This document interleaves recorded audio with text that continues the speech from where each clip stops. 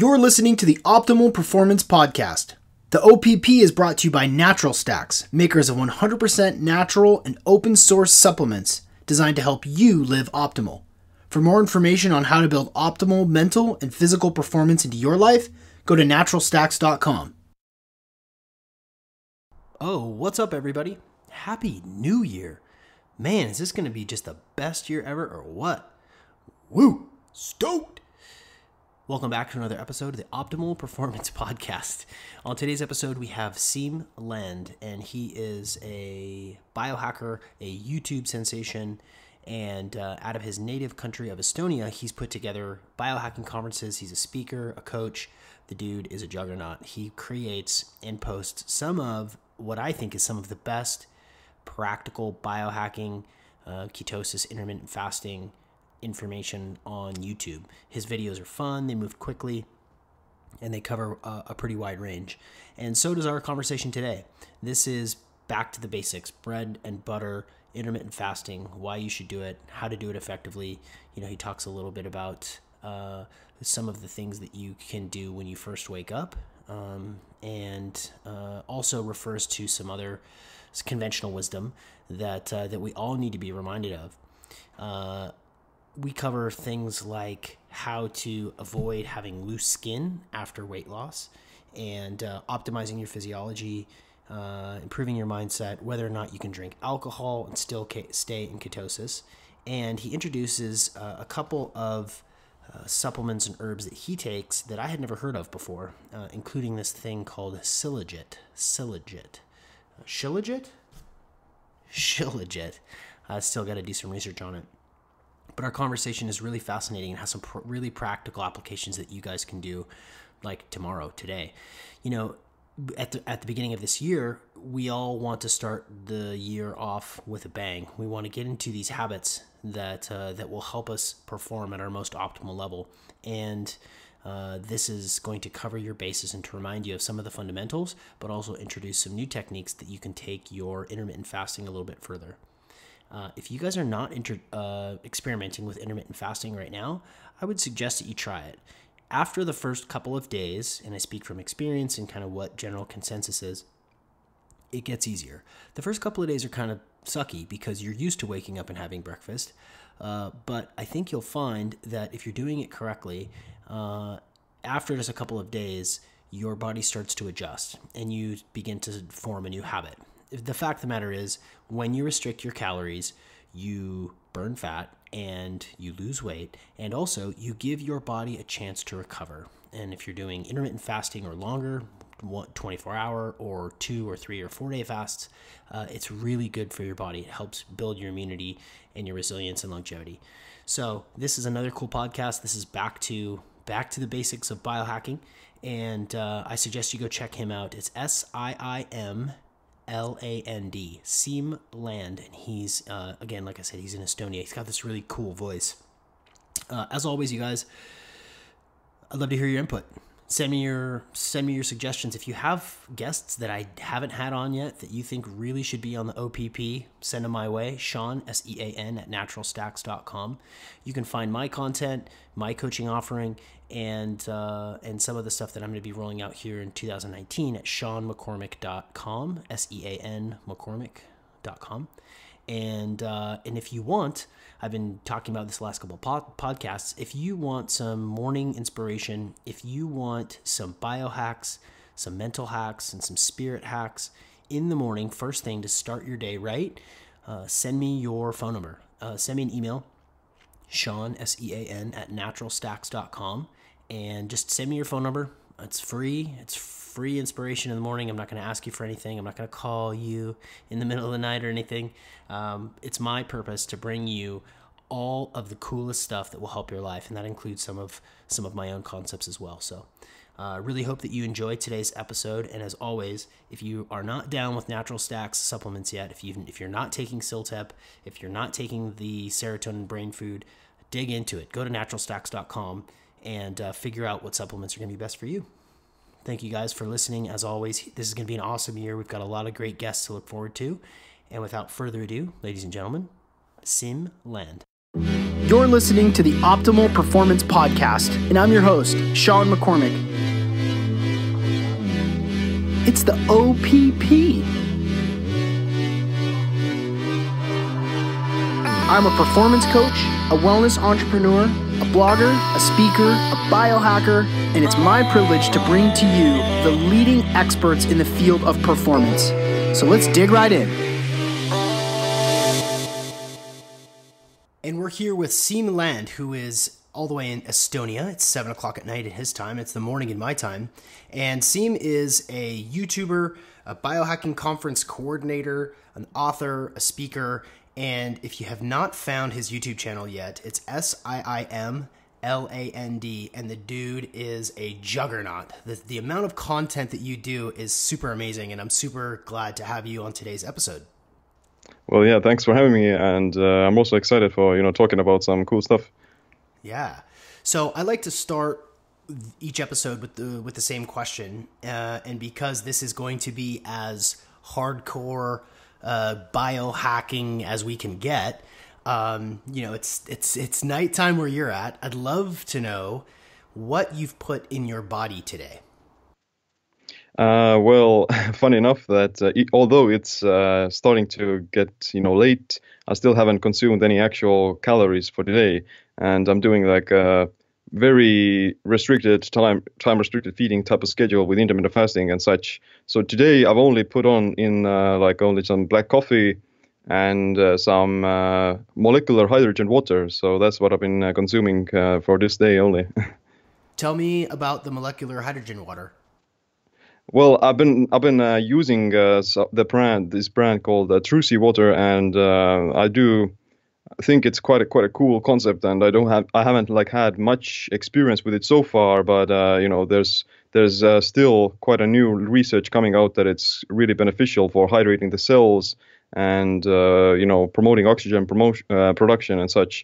So it's something really curious, and I'm really excited to kind of look into what kind of future benefits I may experience. But so far it's been pretty good. Nice. So all day long, are you in the middle of an extended fast? Is that why you haven't eaten anything all day? No, not really. At the moment, I'm doing a regular kind of a fasting type thing that I do almost every day. And today is going to be basically like a 24-hour fast thing where after this interview, I may probably have like a smaller meal. But yeah, in general, it's like this sort of a one-day fast type of thing where I mimic more caloric restriction and drive my body into this deeper, faster state. What about supplements? Do you take any vitamins or supplements? No, not really. Well, first of all, I think they're not going to be necessary for such a short fast. Like one day isn't going to cause any deficiencies in any of these essential vitamins and minerals. So I don't really take any supplements during the fasting window. First of all, like I said, they're not needed, and secondly, also the absorption is much lower if you're not combining them with food. So later I may have some maybe fish oil or cod liver oil or something like that, but not necessarily during the fasted window. So yeah, just water and coffee. Okay, so you tend to stay away from supplementation unless you have some food in your stomach, as sort of a general rule. Yeah, I don't see really point in taking supplements if you are fasting. First of all, they may interfere with the fasting physiology, and secondly, I actually think that going through these periods of not getting your essential nutrients and vitamins and minerals all the time, that can have this positive benefit by making the body more sensitive towards them again. Like we know that carbohydrate restriction and ketogenic dieting, they can improve insulin sensitivity, but the same can apply to these essential vitamins and minerals. If you don't get them all the time, then your body will start to prioritize them, and whenever you do get them, then you'll absorb them much better, at least in the short term, and at least in a small hormetic dose. Yeah. Do you measure your ketone levels? Yeah, sometimes I do, but not really on a consistent basis. I may take my blood ketones maybe once a month or something like that. And but on a daily basis, whenever I would measure my ketones, I'm using the breathalyzer. So that's a more quicker way of getting some feedback about my ketosis. But I'm not worried about the ketones, so to say, that even though I'm already fasting, so it's natural that my body would be in this mild ketogenic state already, and I'm not eating like a bunch of carbs with my dinner either. So like I can already predict that my ketones are somewhere between like 0.7 between 1.2 and such. So like the amount of ketones themselves isn't going to be more important or more detrimental, so to say. But I do kind of keep track of every once in a while with the breathalyzers. Yeah, I've kind of noticed that with people who have made this a lifestyle, who are either 80-20 or more, intermittent fasting mostly every day. I've found that for those of us who've done this for longer periods of time, you can kind of feel when you're in ketosis and when you're not. Yeah. And you can this mental sharpness, you feel firm, you feel like you have a lot of energy. You can kind of, are you in that same boat? Can you tell? Well, I know that like if you're going to eat a cookie, you're gonna knock yourself out, and that's obvious. But can you kind of detect when you are in ketosis and when you're not?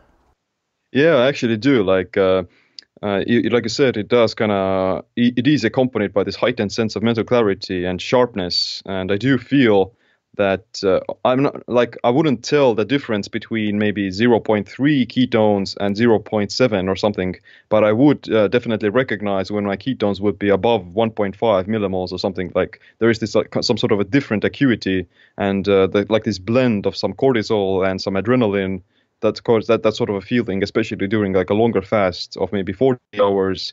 Then at that point, I definitely feel that my body is somewhat of deprived of energy, but at the same time, I'm really crystal clear, and I still have like this sort of a spring in my step, and that's those like heightened ketones that give me energy. Yeah, yeah. Do you before we dig in, because there's so much. I mean, your YouTube ubiquity. I mean, like the views and the subscribers. To be totally honest, I'm not a giant YouTube consumer. I don't spend hours and hours watching YouTube videos, but I know great content when I see it. And so we're definitely going to get into the breadth and scope of intermittent fasting and autophagy and mTOR, and there's some other stuff that I want to get into too. But before we jump into that, I'd like to know a little bit more about how you got into this. Like, why is this a passion for you? How is it that you found yourself? Have you always been tinkering with your food? What's your background that led you to this exploration of biohacking? Yeah, that's like an important question, so to say, that kind of says all the backstory. Well, first of all, I've never been like obese, or I've never had any health issues, so to say. So I've been quite fortunate in that sense. And I've also been quite fortunate in having this foresight or this idea of, taking my health really seriously, and, practicing prevention, which is, the best type of medicine there is. And, in my childhood, I didn't pay much attention to like what I ate, besides simply like maybe just like how did it taste like, so to say. And I didn't have like a huge nutritional optimization strategy and such. But Yeah. but when I started lifting weights in high school, then I did. It's natural that okay, if I'm already working out, putting in that much time and effort, then let's look into the entire concept of intermittent fasting and restricting your time where you're consuming your food. So the first kind of pursuit, or the reason why I did it, was to burn some more body fat and still be able to lift weights and such. But at the same time, I was also like really, as a natural kid, or in my early youth, I was also very interested in this entire human adaptation and the entire kind of idea of how humans evolved. How does the body respond to physiological stressors, and how can we actually cope with it and deal with it better? So after the high school, I joined the military for like 8 months, which is like mandatory service in Estonia. And at that time, I was also kind of very curious where like in the military, I was exposed to these kind of adaptations and more exposed to these environmental stressors, whether that be like the cold or moisture, walking around in swamps and carrying huge loads of equipment with you, and sometimes not having the best type of food. At that point, I was more curious about it kind of mimics a lot of these physiological stresses that the human body experienced in the past. Yeah. So that kind of sparked my interest into looking further into, especially like cold exposure and intermittent fasting and exercise and heat exposure and everything else. So after that, I also have like a bachelor's degree in anthropology, which I got after the military. So that kind of also added or more fire to the flames of learning or being curious about humans and how can you gonna live with it. Yeah. Are you, it just sort of occurred to me, are you sort of a longevity guy? Are you, futurist, trying to live till 200? Are you one of those guys? Well, I do think like that the things that we do with biohacking, those can be used to exponentially increase life expectancy of humans in the coming few decades, so to say. And I do think that the average lifespan will kind of increase quite a lot. But my purpose necessarily isn't going to be like to reach immortality or to upload my consciousness into some sort of a cloud. Okay. My own purpose is to kind of contribute to this entire idea of learning about longevity and science and such. But at the same time, I still think it's simply a means of improving quality of life and lengthening health span, not necessarily only just lifespan. Yeah, quality of life. If you can feel like you're 30 until you're 80, like that's a good thing for sure. Yeah, exactly. Yeah. So your YouTube channel, I'm just going to keep pointing to it, and I know that you do other things. I know that you organized a biohacking conference in Estonia, but your range of content on YouTube is pretty fascinating. Fasting techniques, how to reduce loose skin after you've lost a bunch of weight, increasing autophagy without fasting, and I'm curious about when you engage in this sort of stuff, because when I look at the comments and stuff, everybody's an expert, right? Everybody's a YouTube. Everybody knows more than you. What sort of things do you talk about that are the most sensational? What do people really push back against when you talk? Like baking soda, for instance. I've seen that lots of people bitch about baking soda. What sort of things are you passionate about that you do videos on that people freak out about? Well, I think like my most popular videos have to do with intermittent fasting and like the keto diet, and in that sense, there isn't like much backlash on those topics because I do think like maybe I do explain them in a if I do say so myself, like I explain them in a well manner, but at the same time, like I think people can also or they do have like more kind of reference experience with those topics. Like everyone knows that the good quality food has an effect on the body, and it will definitely be worth it to eat quality food. But at the same time, like the biggest kind of skepticism or criticism comes from maybe these other kind of less conventional biohacks, like let's say using blue blockers at night, or doing vibration plates or something like that. In those cases, most people or some people tend to be more critical and more skeptical about, does this actually work, and this is just like some sort of a marketing hoax. And there may be like some backlash in that, but in my opinion, like it's simply a matter of actually experimenting with it and doing those things themselves, like actually wearing those blue blockers and taking the there's some, like, you can take the online blue blocking glasses test where you can see, does it actually filter out your blue light and such. And in my own experience, like, I've used blue blocking glasses and I do see a significant difference in my Oura ring scores for my sleep and REM sleep. So to say that whenever I am wearing these blue blockers at night, then my REM sleep and deep sleep are much higher than if I'm not wearing them. So like it has to go back to like doing actual quantifiable experiments and using certain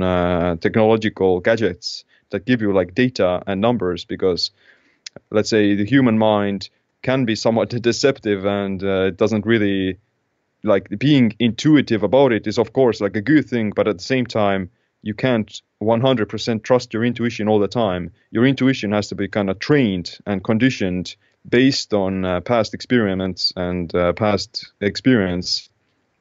Yeah. So how do you gain that experience? Gain that experience with the quantifiable things that actually give like measurable data that reach the point where you trust your intuition, but at the same time you double check it with your data and rational thinking.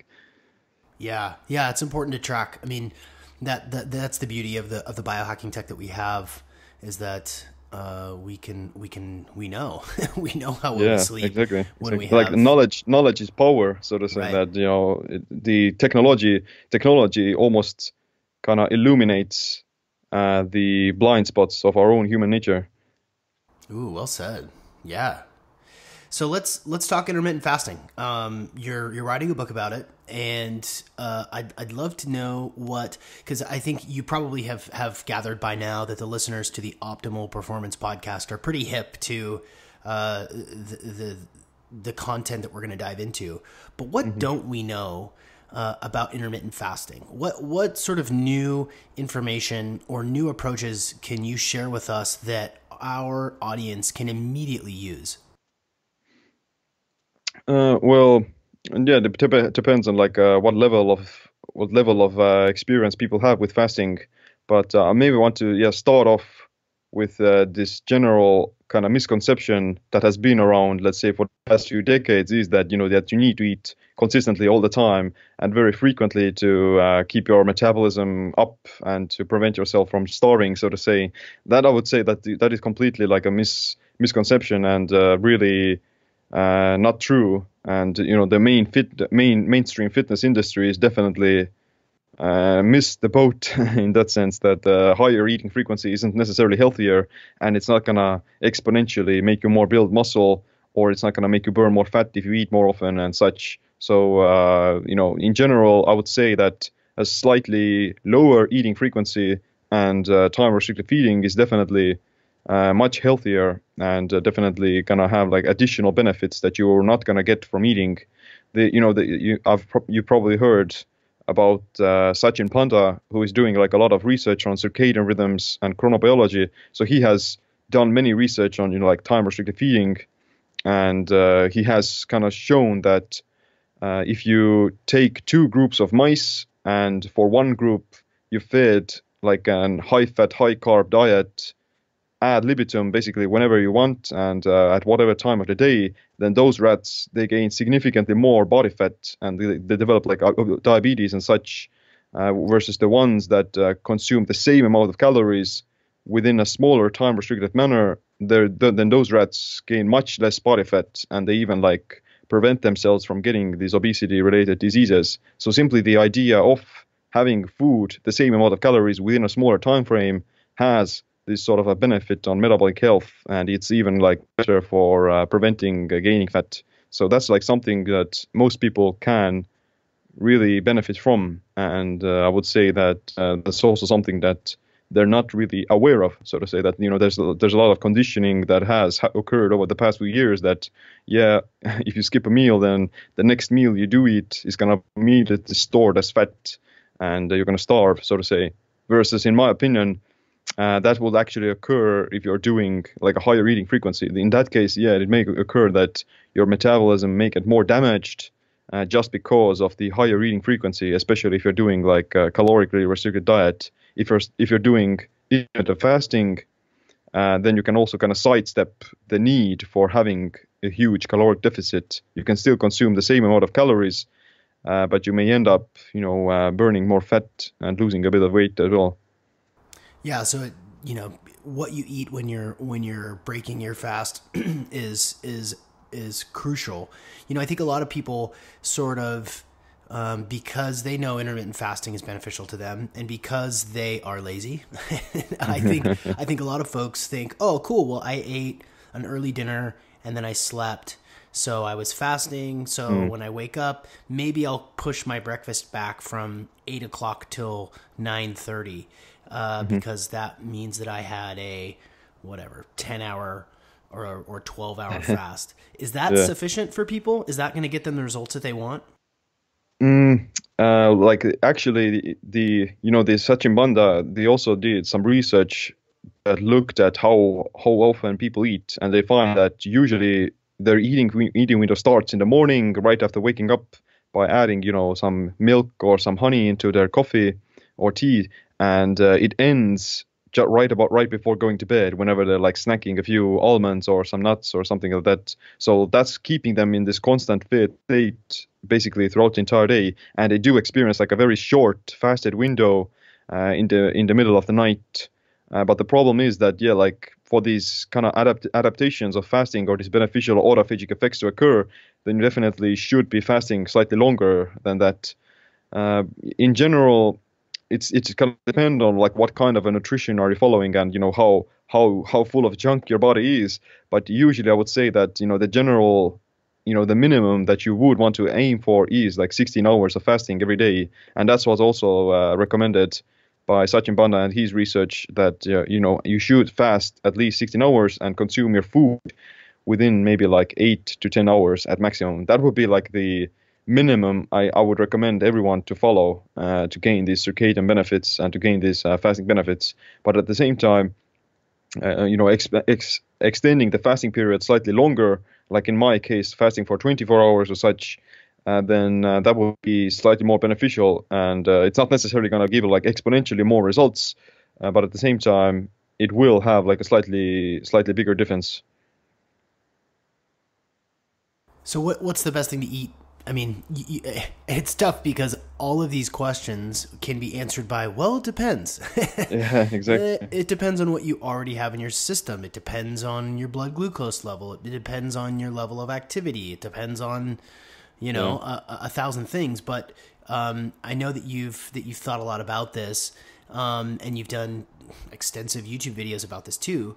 Like, what's a good, smart food or liquid that people can eat to break their fast? Let's say they're just new to this and they know it's good and they want to try it, and new year, new me, I'm going to try this thing out. Like what should they have at their house? What sort of foods or liquids should they have at their house that they can use to first break their fast? I would say that it's not necessarily, it's definitely not a good idea to start eating some hard to digest foods when you're breaking a fast, even if it's like a short fast of like less than 16 hours. But if it's like a longer fast, then you definitely want to take things a bit slower and introduce these different foods at like a slower rate. But what I do think that everyone can kind of have whenever they are eating before that, then maybe like a little bit of apple cider vinegar, some lemon juice, and maybe like a few slices of raw ginger in it. That's a good kind of digestive enzyme booster that's going to help to pre-digest the food as well and kind of stimulate some stomach acid in the gut. So that's what I personally do. Like whenever I am having something to eat, then I would have like a small cup of some apple cider vinegar and such. But you don't necessarily want to have it like too close to the food, so to say. That if you have too much water before eating, then you're going to dilute stomach acid, and that can cause again like constipation and bloating, so to say. So I do have it like maybe 15 minutes before eating, and like the first food that I would consume would be something with some probiotics and some more additional digestive enzymes. It's going to depend again like what you can plan on eating next. For instance, if you're having like some carbs, then you maybe have some foods that have like these digestive enzymes that help to digest carbs, like bananas or some raw honey, something like that. But if I'm generally having like a good keto meal or like a paleo type of meal, then I usually start off with some sauerkraut, maybe some kimchi, some pickles, and I also add some vinegar, then some probiotic foods that stimulate some digestive enzymes, and after that, me personally, I would have, let's say, something with some good digestible protein like eggs or fish and maybe some meat as well. Begs the question: are you hip to the carnivore diet? I do think like it's definitely like a effective thing, and I do think it can work for some people. But I would say that, let's say, like for optimal longevity and for optimal health, you would want to kind of cycle it. And after the kind of resurgence of the carnivore diet, I've definitely have to kind of looked at, okay, yeah, like we don't really need that much fiber, we don't really need that many vegetables, but I do still think that having some vegetables and some fiber in the diet is like a better thing than just zero carb, so to say. Like it's if some people aren't able to digest fiber or these vegetables, then it's simply like a sign of poor gut health. And using the short period of carnivore can be useful for fixing the gut, but the kind of end result or the end goal to aim for would be to still have some fiber every once in a while and still be able to digest it. So you haven't tinkered around with the carnivore diet quite yet. You haven't experimented with it. I do have had it like for maybe a few days, but not like for long periods. Not 2 years like Dr. Sean Baker. Yeah, not like that.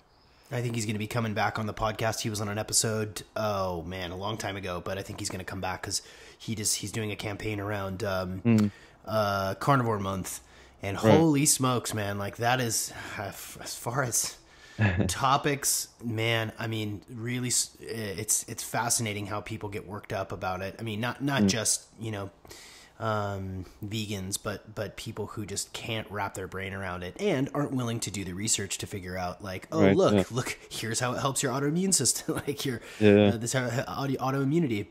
Well, let me go back because I feel like I'm jumping around and you're being sharp with me, which I appreciate. But give us a little bit of preview about some of the things that you're working on in the book. How intermittent fasting affects autophagy. What's mTOR? How is it all included? Like what? Lay it out for us. I'm gonna let you kind of go for a little bit because I'm curious as to what you've got to say. Yeah, for sure. Well, the title of the book that I'm writing is called Metabolic Autophagy. So the idea is to kind of breach this chasm between longevity and performance, so to say that, in most cases, or like unfortunately sometimes, those two goals, they can kind of be conflicting, so to say, like too performance oriented, too hustle mode all the time can have like some negative effects on longevity and lifespan. So I'm trying to breach the chasm between those things. And in my opinion, one of the best ways of going about it is with intermittent fasting and resistance training.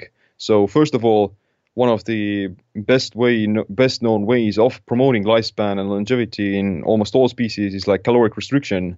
And one of the critical components of that is autophagy, and also like these other pathways like sirtuins and FOXO factors and such. So those things are mimicking this idea of stress adaptation and energy depletion, and that's going to help the body to mobilize its own energy stores. And also that's one of the reasons why these kind of organisms that are put under caloric restriction and intermittent fasting and everything else, like basically put into these very starvation conditions, that's going to help them to live longer.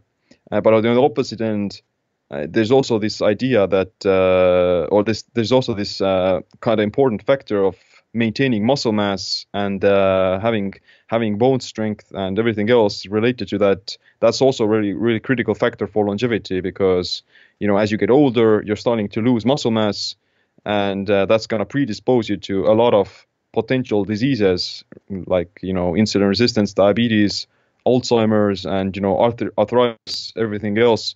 So it's like it's important to kind of maintain as much muscle mass as you can as you age, and also kind of stay physically active, so to say, because one of the reasons why you lose muscle mass is because sedentary lifestyle and not consuming enough protein and not doing enough exercise and such. So like the idea is to how can I gain the kind of energy depleting benefits of intermittent fasting while at the same time promoting my muscle growth with resistance training, and how can I combine them together? So what can you map out the connection between intermittent fasting and autophagy, just to like really clarify for people, like why is it important? Yeah, like well, autophagy is this metabolic process where your healthy cells are recycling old and weak cells, and it's going to convert them into energy. And one of the reasons why it helps with longevity is that it helps to kind of clear out dysfunctional mitochondria as well. Like this process called mitophagy is this sub-layer category of autophagy, where it's like mitochondrial autophagy basically. And the mitochondria are one of the most important parts of your cells that help to produce energy. So as you get older, your mitochondria get weaker, and they also may promote inflammation. That's going to accelerate aging. They're going to create oxidative stress and free radicals, everything else. So if your autophagy pathways are working correctly, then you should be able to eliminate those weak mitochondria, and that's going to prevent all of the other downstream effects of increased inflammation and disease. So that's why like the autophagy is kind of a critical thing for maintaining youthfulness and slowing down aging as well. And the problem is that in the modern contemporary diet and eating habits, those things are not really helping with autophagy, and they're not basically blocking it altogether. So like having 3 square meals a day all the time, and having a bunch of snacks, high carb foods, processed foods, and not doing exercise enough, not having fasting, those things they don't help the body to induce autophagy, and that simply leads to accelerated aging and the accumulation of this waste material. So with daily timer sugar feeding, and with exercise, and with like going for these longer fasts for 24 hours and 3 to 5 days, those are going to be good things to still keep your autophagy pathways active, so to say. Yeah, I mean it makes sense. Like you got to give your body a chance to catch up. Yeah, it's literally like taking out the trash, I would say. Right. Yeah. In your experience, and again, I'm just gonna try to make this clear for people. In your experience, when either personal experience or people that can people tell a difference when they begin to fast for longer periods of time? Like, what are some of the symptoms or benefits or feelings that they get when they start to do that? Well, I would say that the best benefit, or the most immediate benefit of doing intermittent fasting is more energy when you're eating as well, and when you're not eating as well. So like the fasting itself promotes keto adaptation, and that teaches your body to basically use its own body fat for fuel. And whenever you aren't eating, then you're not going to suffer from these energy dips or these energy crises. So you're not dependent on food. Like literally, I can go for weeks without eating because I carry like a bunch of body fat with me. And even like lean people under 10% body fat, they have like thousands and thousands of calories. So eating the keto diet and doing intermittent fasting, that basically teaches the body to how to access that body fat. Because like again, the same modern diet with high carbs and high eating frequency, those are gonna basically blunt or prevent the body from tapping into the body fat stores. So like the most immediate benefit will probably be like increased energy, and that itself kind of carries over to more mental clarity and stable energy levels as well. So that's in my personal experience and my personal opinion, it's like the best kind of quirks of fasting. Do you think that some folks, if you're not an athlete, if you're not, I guess athlete is, yeah. I feel like there's probably some resistance for people that say like, well, why would I want to? Like, Yeah. why should I care? I'm not running a marathon or doing a Tough Mudder. I'm not posing with my shirt off.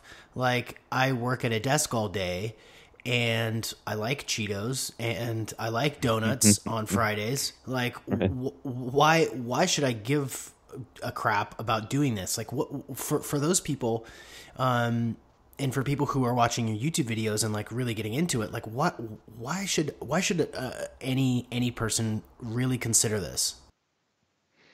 Well, I really I really have to say that they don't have to do it. So to say, it's not mandatory and it's not necessary. So like, it's the idea is that not everyone is gonna make it. So to say, some people they're not simply gonna reach anywhere with their goals or with their health. And unfortunately, we have like a lot of people who are dying prematurely and getting a lot of diseases, so to say. So it's up to them. So to say, I'm not forcing anything upon anyone, and I'm simply sharing the science and sharing the data and sharing my own experience and giving some pointers on how to do it. So I'm not telling that it has to be done or that this is the only way of eating, so to say. I'm simply saying that, yeah, this is how I do it. And if you want to do it, then go ahead. Like, I'm giving you some guides, I'm giving you some tips and such. So like, this is not like a mandatory thing, because not everyone is gonna live over 100 or something. Not everyone is gonna have a six pack. So it's it's like simply a matter of your own kind of awareness about these things and how far are you gonna willing to take it. Yeah, that's true. You're not. Yeah, I think here's the information. Here's why it works. Here's the science. If you still want to be stagnant and stiff and grumpy, go ahead. Yeah. Yeah, like because it's not supposed to be, or like, yeah, like I'm not gonna force on something on anyone else. So it's up to them. Right. Well, I'm sort of curious about your continued pathway. Like, what draws you to continue to present this information to people? Are you obviously you're working on your book? This is kind of random, but where are you in the process of writing your book right now? I'm actually recording the audio versions on kind of consistent basis for the last few days. But all of the last edits are also done, so it's basically gonna come out in the beginning of February. So yeah, I'm doing like the audio version, and just simply preparing for it. What are you most excited about? What information or how it's compiled are you most excited to share with people? I think one of the more exclusive kind of contents of the book has to do with these anabolic and catabolic values of certain foods, or like, let's say, like how do certain foods stimulate these processes of autophagy or mTOR or muscle protein synthesis and such. So in the book, I'm going to list out like all these different foods that affect these processes in their own way, and how much or like to what extent do they affect, because like there is a difference between the kind of muscle protein stimulation effect of eating eggs versus eating broccoli, so to say. One is going to make you build more muscle, whereas the other is not going to do it, because like it's going to stimulate different pathways in the body. Tell me more. Well, yeah, like let's take the same example of eggs. So eggs are probably one of the most anabolic foods around. So the eggs are rich in amino acids, especially leucine. So leucine is the most anabolic amino acid that is going to flip the switch on the mTOR pathway, and that's going to promote muscle protein synthesis, which will then make your body grow. And that's gonna grow, everything in your. It's like an mTOR is the anabolic switch that makes everything in your body grow, whether that be like muscle cells and nerve cells and neurons, as well as like these other, let's say, unwanted cells as well, like some cancerous cells or something. But in general, like eggs are a good muscle building food because they flip, or they have like a bunch of leucine and some other amino acids and protein, and that's going to help to build muscle. Versus on the other hand, you have broccoli, which doesn't have, I would say, like it doesn't have almost any leucine at all, but it's not gonna have the same effect on the body just because of that. So it's not gonna stimulate mTOR, and instead there's a bunch of like antioxidants, some fibers, and sulforaphane, those things, those may have like a slightly more autophagic effect, that they promote the other pathways that help to the body to clear itself. So like those things are like maybe a good example of this contradicting or conflicting food groups, like eggs, which are stimulating anabolism and muscle growth and mTOR, and on the other hand, you have broccoli that stimulates autophagy. On the side of autophagy, you have also like other things like turmeric, ginger, and ginseng, berberine. Those things, they're more autophagy stimulating because of their polyphenol counts, and also like they're going to stimulate these pathways in the body.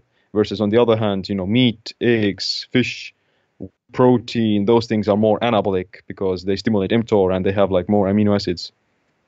So combining those, making sure that you're having a little bit of all of that is a good way to go.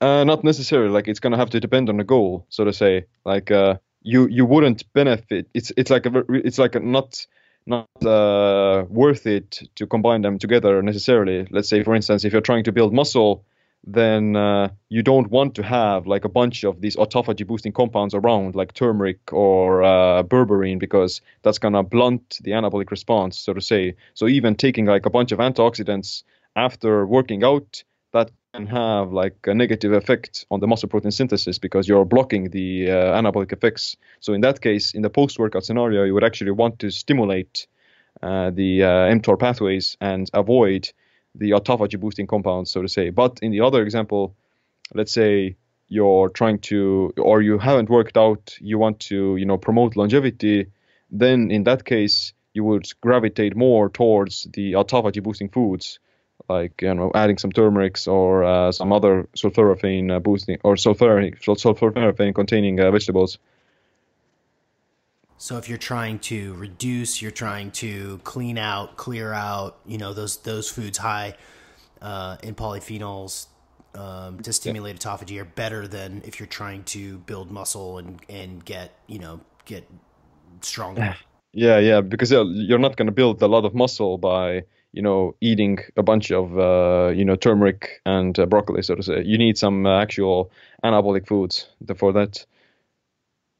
Yeah. You have a couple videos. You have at least one about loose skin after weight loss, and I think that that's directly valuable for people. Just can you walk us through a little bit about what you've learned and what you know about loose skin? How can people prevent having that loose skin after losing a bunch of weight? I think like the most kind of important thing is to still, fill up that kind of empty skin with a little bit of muscle. So that, in my opinion, like concurrently doing resistance training with the weight loss, that's going to help to prevent like this sort of saggy skin, like crash dieting and such for too fast and such. That can be making the loose skin much worse. Versus if you kind of take things a bit slower and combine it with some resistance training and building muscle, then in that case you kind of sidestep that process. While at the same time, the aspect of autophagy, they do say that it can kind of eat up the dead skin when you are fasting and such. But I would say it's like maybe to only like a certain extent. It's not going to clear out 100% of the loose skin. It's going to happen only like maybe in very small amounts, and it's most of the focus which should still be put on like building muscle and doing resistance training with some actual compound lifts that are much more effective for that. But in addition to that, there are some maybe benefits to taking like a bit of collagen or consuming these bone broths, or eating like the tendons and ligaments of these bones and drumsticks of chicken and such. But yeah, in general, I would say the best bang for a buck would be coming from resistance training and some time restricted feeding with intermittent fasting. There are also maybe like, I would say like red light therapy is also one of those cool things that people can try. And I do notice that it has like a beneficial effect on the skin, and it can kind of in some indirect ways help with that as well. So you're telling us that if you don't want loose skin, we have to actually do some work? For sure, yeah. Like it didn't happen overnight, the weight gain, so it's not gonna go away as well that easily.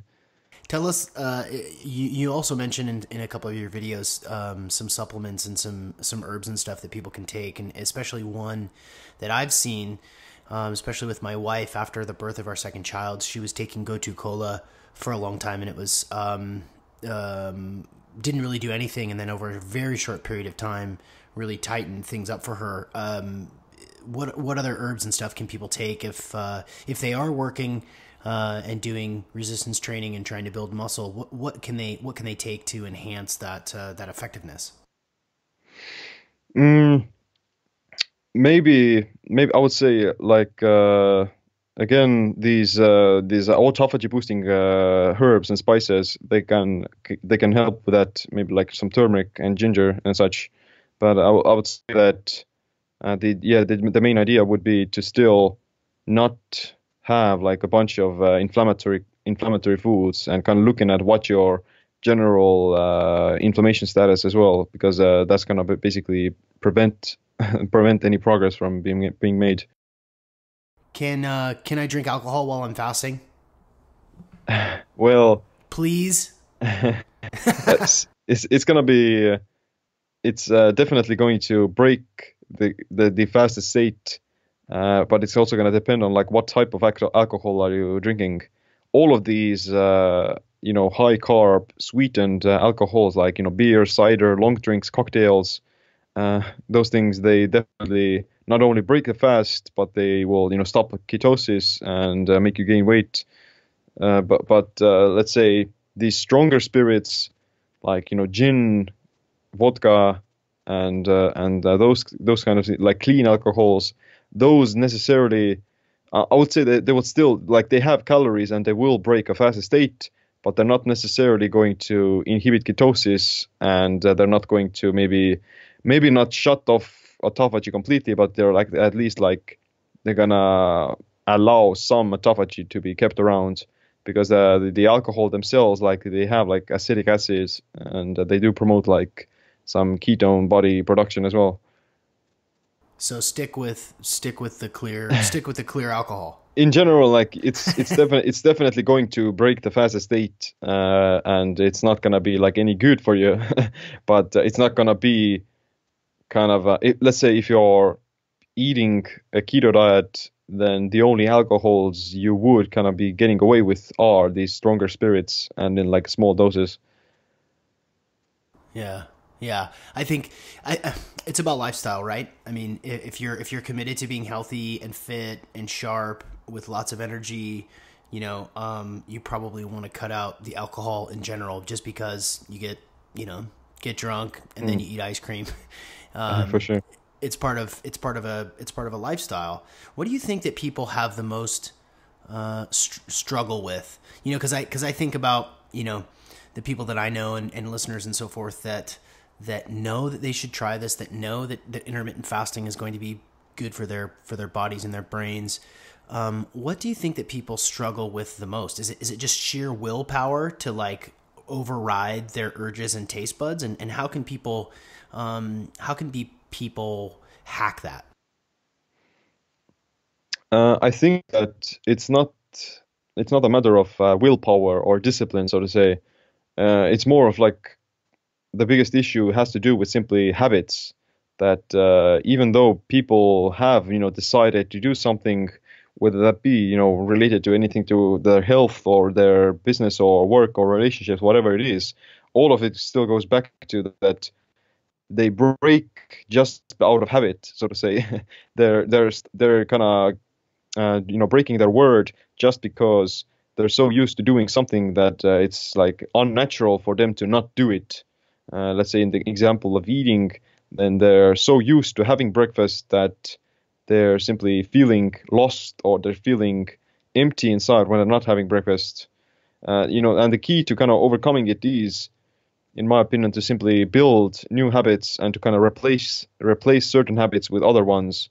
So it's not necessarily that you're craving for that particular habit. You're simply craving for the routine of doing that habit. You can, you're not really wanting to binge on Cheetos and watch Netflix. You're wanting to get some sort of another feeling that you're getting from doing that. So you can get the same feeling, or you can gain the same aspect of following a certain routine from doing other things. Like instead of binging on Cheetos and Netflix, you can do something else, like going for a walk in nature, or listening to an audiobook, or in the example of breakfast, instead of eating breakfast, you may actually go take a yoga class or something like that. That is simply gonna take the idea of being stuck at that particular habit and replacing that habit with a different type of routine that will eventually still gonna give you like the same feeling of reward and such. With 48,000 subscribers on YouTube and, numerous videos with, 50,000 plus downloads and more, have you become a resource for people? I mean, are you sort of like a coach by proxy? Do people contact you and ask for your advice and stuff like that? Is that happening now? Yeah, I do have my own coaching services, and do have like some clients that I do work with. And at the same time, I still have like a bunch of people asking me for advice on social media, and I also have my own Facebook group where people are constantly sharing information and sharing tips about how to do these different things.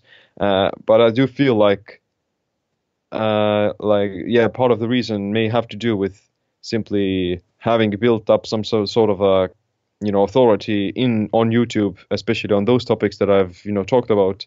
But at the same time, I'm still like a learner myself, and I keep continuously learning about these things. And I'm never gonna kind of reach this point where I say that, okay, I've mastered this topic. I'm still gonna keep learning, and I'm still gonna stay humble, so to say, and I kind of update my own ideas. What have you learned recently that really surprised you? Damn, that would be good, interesting. Sorry to put you on the spot. You mentioned Sachin Panda a couple times, like just to give you a little softball there. But is there something that sticks out as I put you on the spot? No, like I've learned about Sachin Panda's work for quite a long time now. But maybe like I would say the things that I've learned slightly more about recently have to do with these biofilms that are in the gut, so to say, that shield certain bad bacteria, and that's going to prevent them from being metabolized away, or eliminated, so to say.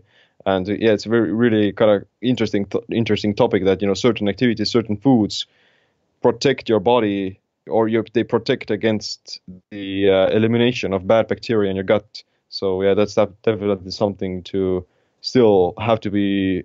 You have to kind of look out for how do you actually break down those biofilms and actually eliminate those bad bacteria. So what I've found so far is that these different antibacterial herbs and spices, like oregano and turmeric and those similar things that we talked about already, those things are going to be really good for breaking down those biofilms and still populating a balanced microbiome. Yeah, I can speak to that. I did some blood work a couple of months ago or so. I actually did a podcast with a naturopathic doctor where I did my blood work, and we walked over it a little bit. I have overgrowth. I have candida in my gut, and I don't know what that's from. Maybe I've been eating keto 80-20 for a couple of years and intermittent fasting for a couple of years. But I also love beer. And so, so the yeast and so forth, I have an overgrowth of candida. And, the first thing that I did was to do, basically 2 droppers under the tongue in the morning with oregano oil. And I just sort of keep it there until, my mouth burns so bad I have to swish it down with some water.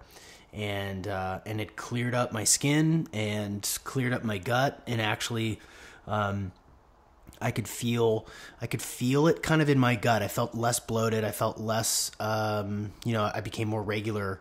Yeah. Oregano oil is a pretty magical, antibacterial, antimicrobial. Have you been experimenting with oregano oil yourself? I have used it a little bit, but not like consistently. I haven't had any like serious issues with my gut, so to say. But another thing that is kind of cool, or another one of those minerals that can help with the gut is like shilajit. So that's also like a powerful antibacterial. Say it again. Shilajit. Shilajit? Yeah. What is So that? it's like this Himalayan sort of a mineral that promotes fulvic acid and humic acid, or it contains fulvic acid and humic acid, and it's like a really powerful energizer of the body used in like Ayurvedic medicine as well. I think it can promote like ATP production and also eliminates some of these bacteria in the gut. Can you spell it for me? Shilajit, Shilajit. Whoa, that's a new one on me, man. Yeah, it's like really tastes like really some really sour granite, basically like rock, and it's really powerful stuff. But I do notice like definitely it has some benefit. Interesting. Oh, that's a new one. Is it? You said it's like a Himalayan salt. It's obviously a mineral. Is it like its own mineral supplement? Shilajit. Yeah, like you can get some shilajit powder from online probably. Whoa. Wow, that's a really fun word to say too. Yeah. Shilajit. Yeah. You mentioned Himalayan rock salt in some of the other videos, and that's something else that I do first thing in the morning to get the electrolytes. Do you do a Himalayan salt? Do you do like a pinch in your water, or is it something that you do every day or not? I don't do it every day.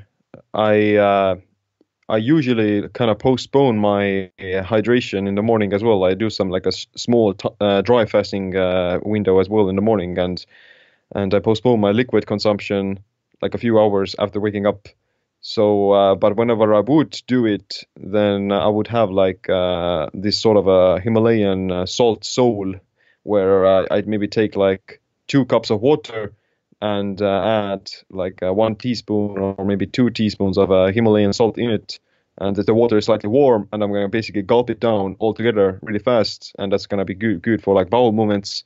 And that can also, it's definitely going to make you go to the bathroom, but it's also going to maybe clear out some of the bad residue in the gut as it goes along. So you're talking about sort of a colon flush rather than as a supplement. Yeah, like that. Yeah, like it's gonna basically, I'm gonna get it all into me, so to say that it doesn't really matter when do you consume your salt, so to say, or like during the in the morning context. Yeah. Yeah, I've been doing that for a while, and I've actually got my kids doing it too. And yeah, you make that sole. So the way that I do it is, rock salt, either big chunk or coarse rock salt with spring water, and then you put it on the windowsill so that so it dissolves and also receives some solar energy, and then you're not supposed to touch metal to it. So you swish it around, and you have this like totally saturated salinated solution, and then just a couple of I do just like a little bloop in water with some spring water and down the hatch. And I guess that's a little different than chugging 2 cups of super salty water for the for the flushing element of it. Yeah, like whenever I would drink water during the daytime, then I still had like a pinch of some salt in it to get some electrolytes. Yeah. What's the longest fast you've done? Personally, it was like 1 week, 7 days. So that's kind of the longest I've been. But usually I stick to around 3 days or 3 to 5 days. Yeah, in my like let's say therapeutic fasts. 3 to 5 days. And how often do you do those?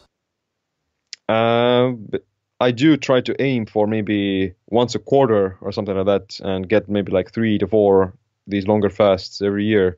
But usually also like whenever I would be traveling, then I would do them then as well. So it's like a good opportunity. So to say, if I'm traveling, then a good opportunity to get like another longer fast in, whether that be like 48 hours or 72 hours. Gotcha. Nice. What did we leave out, man? What question didn't I ask you that you were hoping for me to ask? What sort of information do you have to just get out? Like,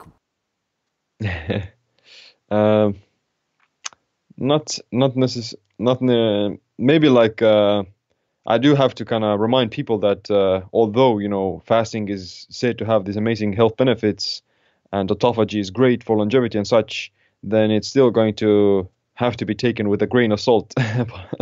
So that it's not all.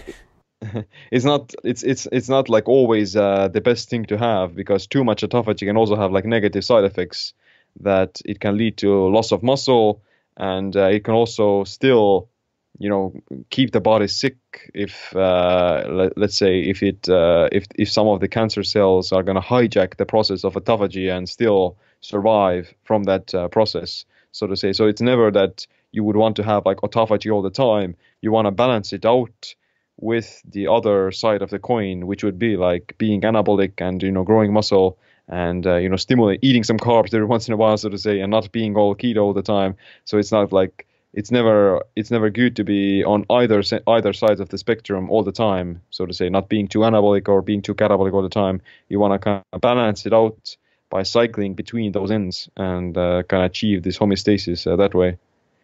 Yeah, that's good advice. Don't too much of anything is not good for you. Yeah, for sure. Yeah. So I like to ask my guests one sort of concluding question, and it's just to complete the sentence, if you will, Siim. Let's try that again.